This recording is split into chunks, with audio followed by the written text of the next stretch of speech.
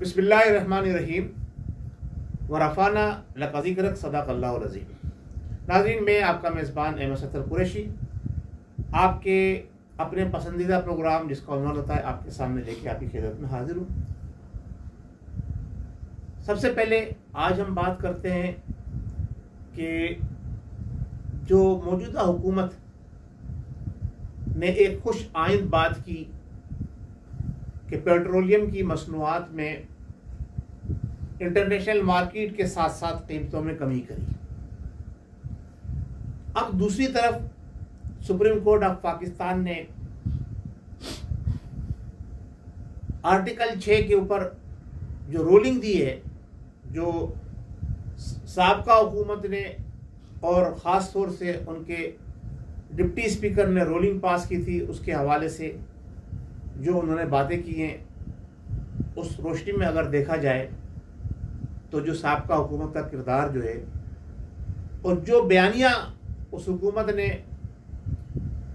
Imported हुकूमत के हवाले से दिया था कि ये बैरूनी मदाखलत है, उसको सुप्रीम कोर्ट ऑफ पाकिस्तान ने यकसर मुस्तरद कर दिया। इसके साथ साथ इलेक्शन होने जा रहे हैं। कल 17 जुलाई है और बड़ा मार्का पंजाब में होने जा रहा है। पंजाब सूबे की हुकूमत का दारोमदार कल के इलेक्शन के ऊपर होता है।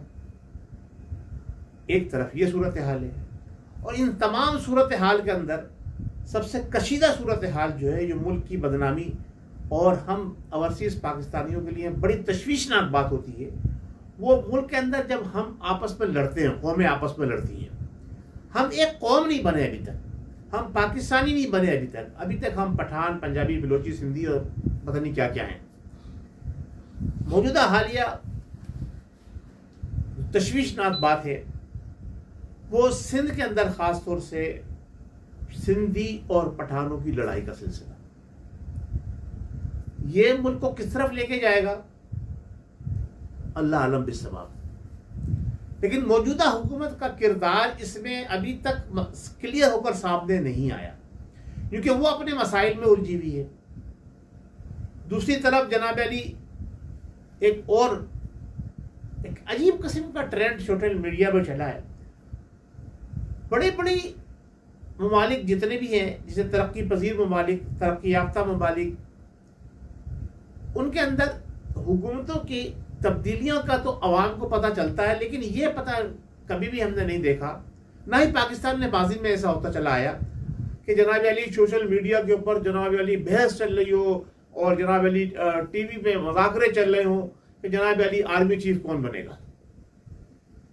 ये हुकूमत जो पिछले 3 साल, 3.5 साल, पौने 4 साल करती गई है, उस हुकूमत से पहले भी कभी इतना ज़्यादा इस चीज़ को जो है सोशल मीडिया पे कभी वायरल होते हुए नहीं देखा, ना ही अखबारात की जीनत बनते देखा, ना टीवी के मजाकरों के अंदर इस मामला को देखा कि जी ये नहीं तो ये होगा, ये नहीं तो ये होगा। अब एक नया ट्रेंड चला है और ये सारा कुछ जो है वो हमारे चहीते मुल्क के वजीर आज़म नियाज़ी साहब की हुकूमत के अंदर ये सारा सिलसिला हुआ कि जी आर्मी चीफ ये होना चाहिए, कि आर्मी चीफ ये होना चाहिए, कि आर्मी चीफ ये होना चाहिए, कि ये जना पहले होता था हुकूमत ने फैसला किया आर्मी चीफ तब्दील हो गया। ये इंतजामी मामला है, इसके अंदर अवाम को और पब्लिक को, सोशल मीडिया को और एंकर हजरात को जो टीवी में बड़े भानबती का कुनबा लेके बैठे होते हैं, उनको क्यों इजाजत देता है सुप्रीम कोर्ट? इस पर क्यों नोटिस नहीं लेता?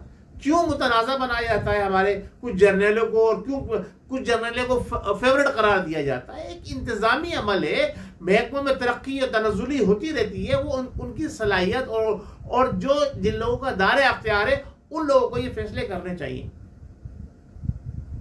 अब बाकायदा तस्वीरों के साथ सोशल मीडिया पे बहस चल रही है, ये 5 अफराद है, ये 6 अफराद है, कोई 4 अफराद है, ये हार्ट फेवरेट है, ये फलाना है। ये क्या है मकसद? कोई क्रिकेट टीम बाहर खेलने में जा रही है कि जी इसमें ये बंदा फेवरेट है, इसको जनाब अली ऑब्जर खिलाया जाए, और ये बंदा जनाब अली बेहतरीन बॉलर है, इसको अटैक कराया जाए। What is this?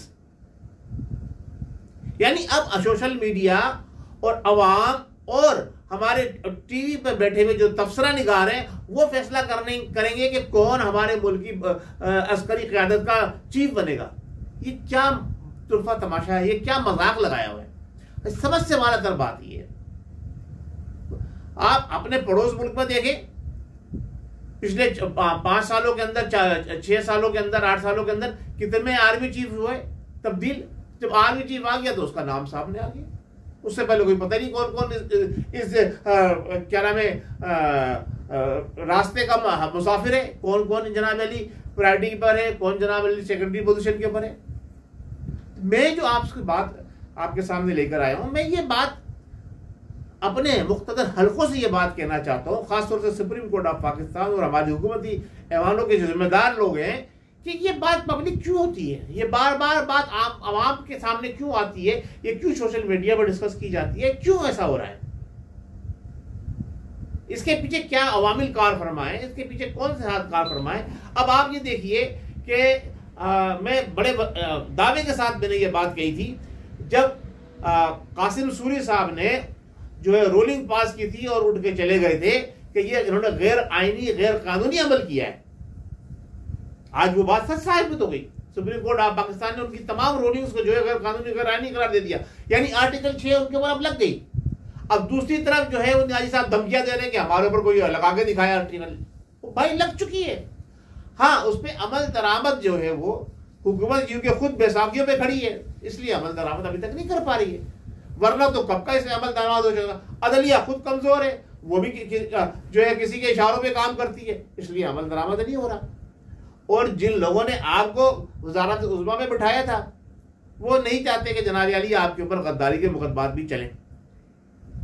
जिस दिन उन्होंने ये फैसला कर लिया कि आपके ऊपर गद्दारी के मुकदमे चले, तो ये सिलसिला शुरू हो जाएगा। अब आपने जो धमकी दी है कि जी हमारे ऊपर लगाया तो हम क्या करेंगे, तो यानी एक तरह से ये आप हुकूमत को और अदलिया को थ्रेट कर रहे हैं, लेकिन इसकी सुनवाई करने वाला कोई नहीं है। इस किस्म के शख्स को हमारे मुख्तदर हलकों ने एक ऐसे दर्जे पर पहुंचा दिया, उसको ऐसी पावर दिला दी जो आज खुल्लम खुल्ला जो है पाकिस्तान की अदलिया को, पाकिस्तान की एक तरह से पाकिस्तान को थ्रेट कर रहा है कि मेरे खिलाफ अगर कोई मुकदमा चला तो मैं देख लूंगा, मैं ईंट से ईंट बजा दूंगा, मैं जजों को भी चैन से नहीं जीने दूंगा। और ये आप अमल उनका देख लें, ये आपको नजर आ रहा है लोगों के खिलाफ किस तरह से नारेबाजी और जनाब अली किस तरह से मामला चल रहा है। एक उनके बड़े जियाले उनके सपोर्टर थे इमरान साहब, जिनको पिछले दिनों पाबंद सलासिल किया गया, फिर उसको छोड़ दिया गया। अभी जो सोशल मीडिया पे उनके हवाले से खबर चल रही है कि वो बुरखा पहन के एयरपोर्ट पे दुबई जाने के लिए जा रहे थे, या तो बड़े बड़े दावे कर रहे थे, या चोरी छिपे अयान अली की तरह से और वो जो उनकी फराग गोगी है उनकी तरह से चोरी से दुबई निकलना चाह रहे थे, भागना चाह रहे थे मुल्क छोड़ के। या तो इतने बड़े बड़े दावे ना करें, या फिर जो है वो अगर दावा किया तो फिर बैठे मुकाबला करें। नाज़रीन, मेरी बातें बड़ी कड़वी होती हैं लेकिन सच्ची होती हैं। आप उसको पसंद करें, ये आपकी मर्जी है। हाँ, मैं ये यकीन रखता हूं कि जो सच्चा पाकिस्तानी होगा, जो पाकिस्तान से वाकई मोहब्बत करता होगा, उसको मेरी बातें समझ में आती होंगी। हाँ, जो सिर्फ इशारों के मुंतजिर होते हैं, जो किसी एक सेलिब्रिटीज के पीछे लगे होते हैं, जो अपनी मर्जी से नहीं बल्कि अपने लीडरान की मर्जी से चल रहे होते हैं, यानी जो गुलाम होते हैं सही मानों में, कि जो आका ने हुक्म फरमा दिया वो सच है, तहकीक नहीं उसकी। जो दूसरों को गुलाम कहते हैं ना, ये देखें कि गुलामी कौन कर रहा है। जो एक बात कह दी वो सच है या झूठ है, उसकी तहकीक में नहीं जाते, बस उसको फॉलो करना है। जो गुलाम है उनका काम ये होता है, जो गुलाम है वो उन्हें यस्सर करना होता है।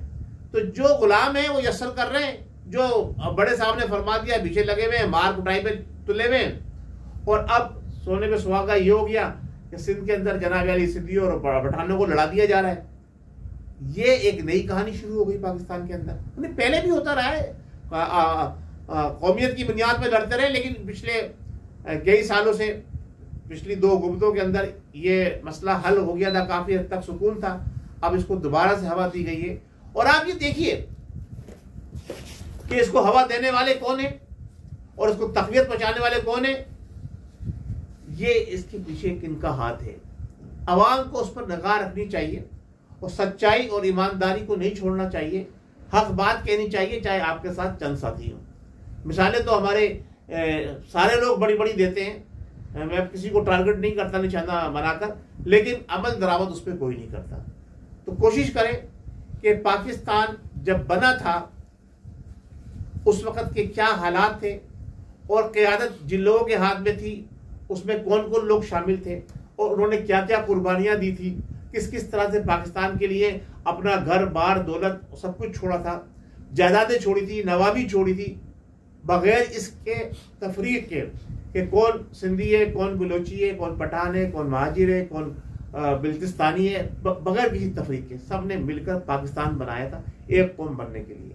और आज तक हम एक कौम नहीं बन सके क्योंकि हमें एक कौम बनने नहीं दिया। कुछ लोग अपने मकासद के लिए मुहिब वतन पाकिस्तानियों को हमेशा इस्तेमाल करते रहे, अभी भी इस्तेमाल कर रहे हैं और अभी भी लोग इस्तेमाल हो रहे हैं। प्लीज़ खुदारा इस्तेमाल होना छोड़िए, अपनी सोच अपनी अकल से काम लीजिए और जो 14 नुकात थे पाकिस्तान के उसके ऊपर बात कीजिए और हुकूमतों को मजबूर कीजिए, हमारे इदारों को मजबूर कीजिए कि वो 14 निकात जो कायद आज़म रहमतुल्लाह अलैह की क़यादत के अंदर उस वक़्त के लीडरान ने बनाए थे उस पर अमल दरामद करते हुए पाकिस्तान को आगे बढ़ाएं। बहुत शुक्रिया। अस्सलाम वालेकुम व रहमतुल्लाहि व बरकातहू। पाकिस्तान जिंदाबाद।